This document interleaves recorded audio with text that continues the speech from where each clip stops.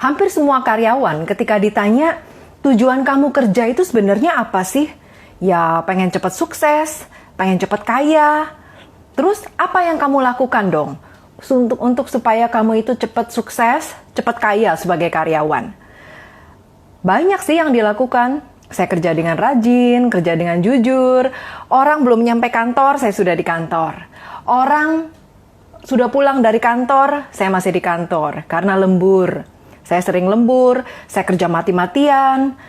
Kemudian bagian-bagian kerja yang orang nggak mau lakukan, saya lakukan.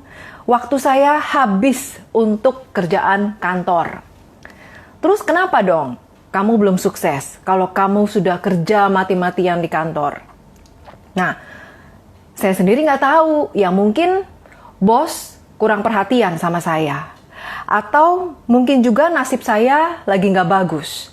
Atau saya sepertinya harus kerja lebih keras lagi nih untuk bisa mendapatkan apa yang saya inginkan.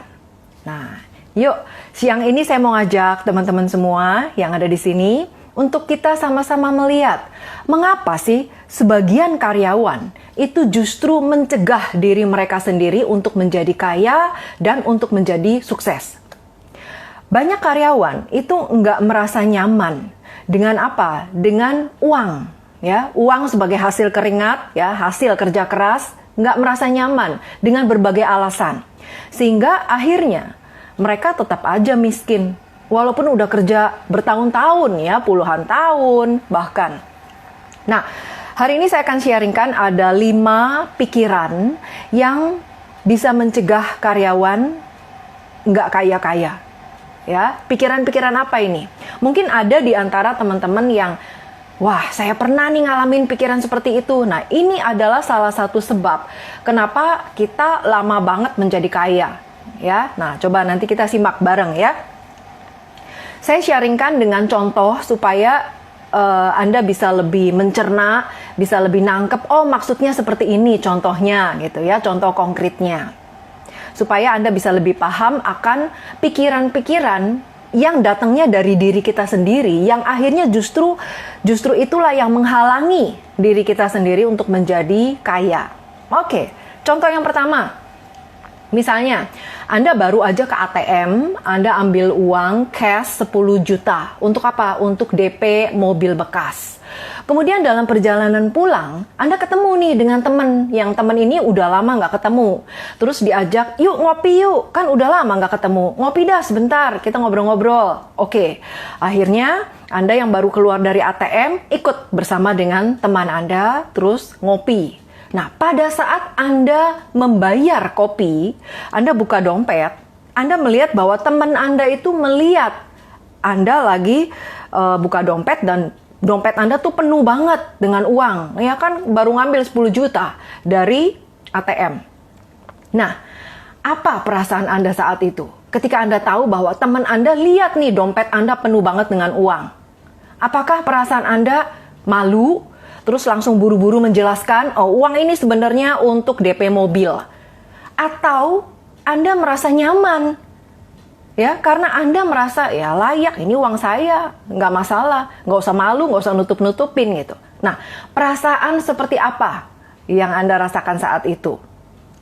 Intinya dari sini adalah agar kita bisa memperoleh uang, itu kita harus merasa nyaman dulu nih, bahwa kita layak untuk mendapatkan uang.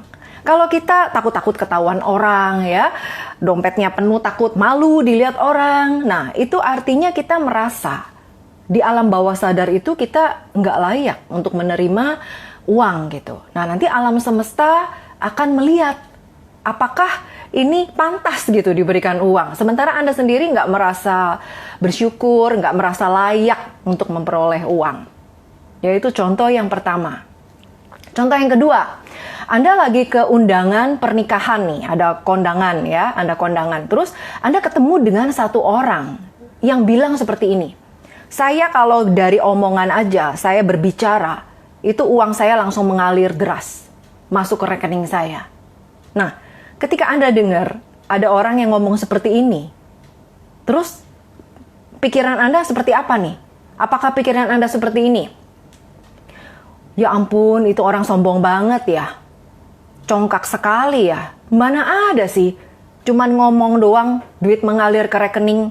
Terlalu membesar-besarkan. Nah, apakah pikiran Anda seperti itu? Atau, oh iya, gimana caranya? Cuman bicara, terus uang mengalir masuk ke rekening. Gimana caranya ya? Anda membuat penasaran dan kagum. Nah, benang merahnya adalah, supaya kaya, Anda harus merasa senang dengan keberhasilan orang lain, dengan kemakmuran orang lain. Karena kalau kita merasa senang, apalagi kalau kita merasakan, memvisualisasikan, oh ya, enaknya ya kalau seperti itu ya, saya bicara dan uang mengalir masuk ke dalam rekening saya, alangkah enaknya. Jadi sambil dibayangkan seolah-olah diri Anda itu kalau jadi dia seperti apa rasanya. Nah, kalau Anda punya perasaan itu, artinya Anda siap untuk menerima rezeki yang lebih besar lagi. Itu contoh kedua. Contoh ketiga apa lagi? Contoh-contoh pikiran yang mencegah karyawan menjadi kaya. Contoh yang ketiga, misalnya nih, Anda mau bayar sesuatu, ya, Anda mau bayar sesuatu, terus Anda rogoh kantong. Anda rogoh kantong dan mendapati, loh, kok uang yang tadinya ada di kantong nggak ada? Apa terjatuh ya? Nah, perasaan Anda saat itu bagaimana? Apa yang Anda pikirkan? Ketika Anda masuk tangannya ke kantong dan merogoh dan loh, kok uangnya yang tadinya ada di sini kok nggak ada ya? Nah, pikiran Anda apakah seperti ini? Ya, sudahlah, kalau sudah hilang, mungkin uang ini lebih cocok ditemukan oleh orang yang benar-benar membutuhkan. Pikiran Anda seperti itu? Atau justru menyesali nasib gitu? Tadi kenapa ya nggak hati-hati ya? Uang kok bisa jatuh? Kok nggak hati-hati ya? Sayang banget uang dibuang percuma. Nah, pikiran Anda yang mana nih? Ya, intinya adalah jika kita terlalu terikat dengan uang, maka kita akan sulit mendapatkan uang. Ini adalah satu hukum alam. Ya, kalau terikat terhadap sesuatu, ketika kita kehilangan sesuatu, kita akan sedih banget karena merasa terikat gitu. Uang itu cepat datang, cepat pergi. Ya, tergantung bagaimana pola pikir kita. Nah, kalau kita bisa mengendalikan pola pikir kita, kalau segala sesuatu terjadi, ya udah rilis aja, kita relakan aja, ya. Jadi punya pikiran, ya udahlah kalau memang ini mungkin hilang karena untuk membantu orang lain yang lebih membutuhkan. Nah, itu nanti uang datang lagi, ya. Itu contoh yang ketiga. Contoh yang keempat, misalnya nih, Anda lagi pergi ke mall bersama teman-teman Anda, ya. Terus baru menyadari ketika misalnya mau makan bareng, ya, mau bayar makanan Anda, terus Anda baru ingat, waduh, dompetnya ketinggalan nih di rumah. Nggak bisa bayar deh. Pinjam dulu deh. Nah, bagaimana perasaan Anda ketika Anda harus meminjam uang ke teman Anda? Apakah Anda berpikir seketika, wah, mendingan saya pulang ambil dompet. Gengsi dong, masa makan aja pinjem? Atau Anda merasa layak untuk dibantu, layak untuk ditolong, di kondisi yang sama sekali Anda nggak tahu. Siapa sih yang nyangka Anda bakal ketinggalan dompet gitu ya? Namanya pergi buru-buru, kan ada aja orang membuat satu kesalahan ya tanpa disengaja. Nah, jadi kalau Anda punya pikiran, saya layak untuk pinjem, karena ini adalah situasi yang mau nggak mau saya pinjem, ya, karena memang ketinggalan dompetnya. Intinya adalah, yang penting bagi kemakmuran Anda adalah Anda harus merasa layak untuk ditolong. Diri Anda itu layak untuk ditolong.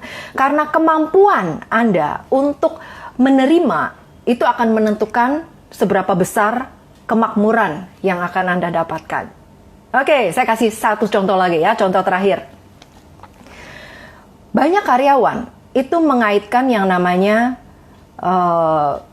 kemiskinan dengan spiritualitas. Nah, ini banyak sekali kasusnya ya. Contohnya apa? Karyawan ini menganggap bahwa menjadi miskin adalah sesuatu yang mulia. Nah, sekarang saya mau tanya nih sama teman-teman yang di sini ya. Saya mau tanya nih, kalau menurut Anda gimana perasaan Tuhan, perasaan yang di atas ya? Ketika dia tahu bahwa sebenarnya Anda bisa menghasilkan 10 miliar per tahun. Perasaan Tuhan yang di atas bagaimana terhadap Anda? Apakah menurut Anda Tuhan berkata, kamu rakus sekali ya, betapa rakusnya orang ini, ya? Atau apakah Anda berpikir bahwa Tuhan itu akan berkata, selamat, kamu pasti telah melakukan sesuatu yang luar biasa, sesuatu yang baik dalam hidup, sehingga kamu layak mendapatkan income sebesar ini atau penghasilan sebesar ini. Ya, nah, dengan menjadi kaya itu sebenarnya kita bisa membantu banyak orang yang membutuhkan. Anda bisa berderma kepada mereka, ya, kemudian bukan bergabung dengan kemiskinan mereka, ya itu. Nah, itu adalah 5 contoh pikiran-pikiran yang bisa mencegah karyawan tuh menjadi kaya. Seharusnya kaya, enggak kaya-kaya. Karena apa? Karena pikiran dari dalam dirinya itu menghambat dia sendiri untuk menjadi kaya.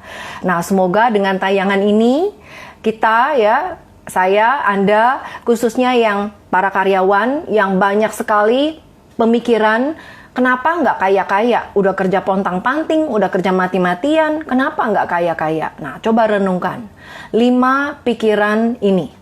Nah, ketika Anda tahu bahwa 5 pikiran ini itu harus dirubah, ya, Anda harus tahu sisi baiknya apa yang harus dilakukan ketika Anda mengalami kejadian-kejadian yang seperti saya ceritakan, ya, saya kasih contoh itu, ya. Oke, itu aja, semoga bermanfaat, menginspirasi Anda. Nah, kalau Anda suka dengan video-video tips dari saya khususnya mengenai seputar karyawan, ya, seputar karyawan, Anda jangan lupa ke bio saya. Di situ banyak sekali benefit yang Anda bisa dapatkan.